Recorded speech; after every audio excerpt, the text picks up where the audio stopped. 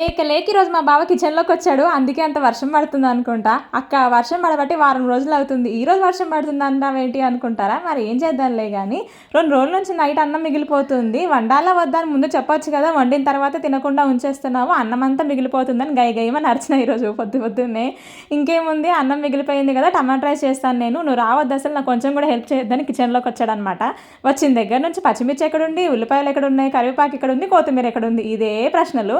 ఇంకా మొత్తానికి టమాటాలు ఉల్లిపాయలు అన్ని కట్ చేసేసుకొని మొత్తానికి టమాటా రైస్ అయితే చేస్తున్నాడు అనమాట. ఒకరోజు 2 రోజుల నుంచి కాదు, 3 రోజుల నుంచి ఇదే పని. రోజు నైట్ అన్నం మిగిలిపోతూనే ఉంటుంది. ఇంకా అన్నాన్ని పడేయలేక ఏదో ఒకటి చేస్తూనే ఉన్నాను. నిమ్మకాయ పులిహోరని, తాలింపు అన్నమని. రోజు సద్దన్నాన్ని తినాలంటే ఎవరికైనా బోరింగ్ గా అనిపిస్తుంది కదా. ఇంకా మొత్తానికి ఈరోజు మా వారు అయితే టమాటా రైస్ చేస్తున్నారు అనమాట. అన్నట్టు మీరు మీ ఇంట్లో నైట్ అన్నం మిగిలిపోతే ఏం చేస్తుంటారో కమెంట్ సెక్షన్ లో చెప్పడం మర్చిపోకండి. నేను ఎక్కువగా అయితే తాలింపు వేస్తాను, లేదంటే ఇలాగ టమాటా రైస్ చేస్తాను, ఒక్కోసారి ఎగ్ రైస్ కూడా చేస్తాను. ఇప్పుడు శ్రావణ మాసం కాబట్టి ఎగ్ రైస్ అయితే చేయట్లేదు. అన్నట్టు మొన్న బ్రెడ్ ఆమ్లెట్ వీడియో పెడితే అక్క శ్రావణ మాసం కదా, ఎగ్ తింటున్నారా, నాన్ వెజ్ తింటున్నారా అని అడిగారు. అది శ్రావణ మాసంలో తీసిన వీడియో కాదు, ఆషాఢ మాసంలో తీసిన వీడియో. నచ్చితే లైక్ చేసి సబ్స్క్రైబ్ చేసుకోండి అబ్బా.